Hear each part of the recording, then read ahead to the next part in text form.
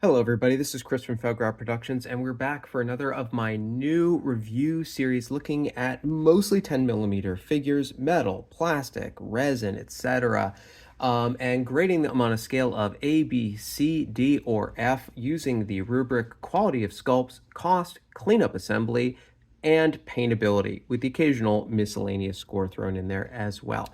So here in front of me, we have what is going to be the heart of my Mordor army for Lord of the Rings. As you can see, I've been doing a little bit of rebasing here. I had these on different bases, but most of these are done and based, and I wanted to review the Copplestone Casting 10mm fantasy line.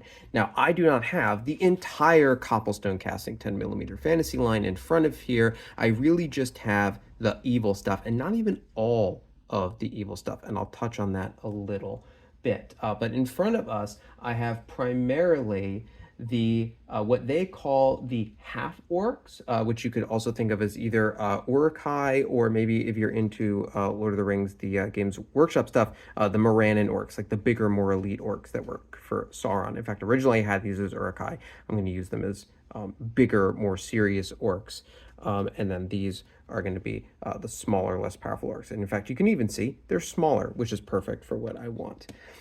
So kicking off with the quality of sculpts, what you have in front of you, or what I have in front of me, these are a solid B. They're solid quality. There's not too much detail. They're easy to read from 3 feet. You can tell that these guys are more regimented than these guys. They're a little bit more of kind of like a miscellaneous rabble. They've got dirtier swords. I like the drummer and the banner bearer. I've got banner bearers for the bigger guys here as well. And if it was just these figures, I give them a solid B. But unfortunately, the reason I don't have the rest of this line is because I think overall the line is a C. Now, this line has humans, including the horse tribe, or the Rohirrim, the city humans, or Gondor. It also has dwarves and elves. And I think that their more humanoid figures are not all that great in Sculpt.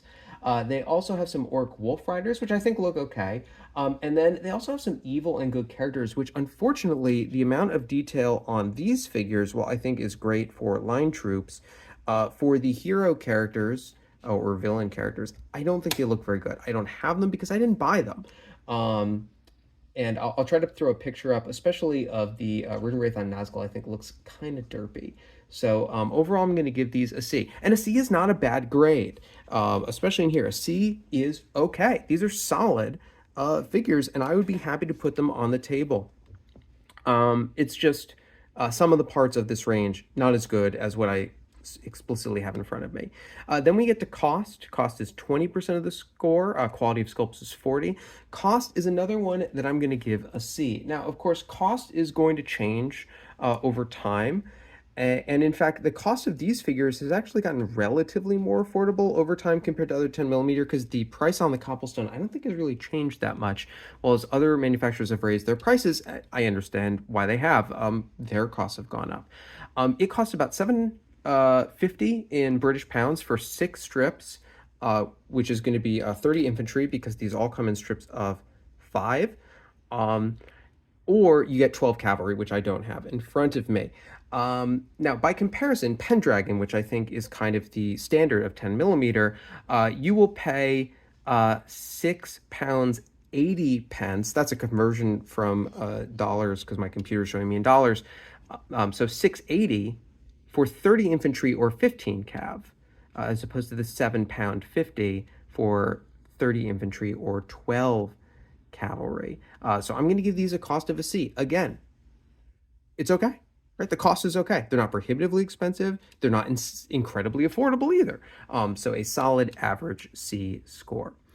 Jumping back quickly to the quality of the sculpts, actually, one other thing I wanted to point out is that these are in strips, but you notice some of these, I have cut the strips apart because the connections here there's actually, even though it's one casting, the connection between the figures is very small. Between this kind of purpley guy here and this gray guy here, the only real connection is the sword at the top of his head.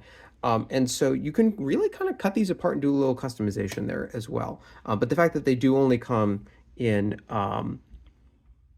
strips is a bit of a pain. You'll notice this archer is connected to this swordsman because this was a strip of sword and archer mixed together, which I found a little weird because they're separate orc archers, but then the orcs also come with spearmen. So that's a little strange. But anyway, so quality of sculpts, C, cost C. Now on to some positives. Cleanup and assembly, solid A. These came out great to clean up, and really you didn't have to do any assembly. Minimal cleanup, no flash, no mold lines, no mold slips. Really looked pretty much perfect right out of the box. And then paintability is just a solid A. I think these have just the right amount of detail. They've got a little loincloth, pants, or I guess you could paint those as skin either. Little boots, enough skin, nothing crazy on my Urukai or Morannon orcs. A little bit of metal in there. We've got one jumbo guy here who's like kind of a champion. You notice also, by the way, that this I cut off and I actually made a leader. This figure is 3D printed, so please ignore him. But paintability, just a solid A. You can go in there and not really need to worry about painting 100 different little pouches and belt buckles and everything like that. Miscellaneous, I don't really have any miscellaneous for this one, so that's going to be not applicable. The one thing I will point out, which is not really scoreable, is what I really appreciate this about these, is they're 10 millimeter, but the big half-orcs are actually 11 millimeter for the eye, while the smaller orcs are about 8 or 9 millimeter for the eye, depending on how much they're stooped. And I don't have the humans, but I'm going to take a wild guess and say they're about 10. And so really the bigger half-orcs tower above the smaller orc goblins, which I think is perfect.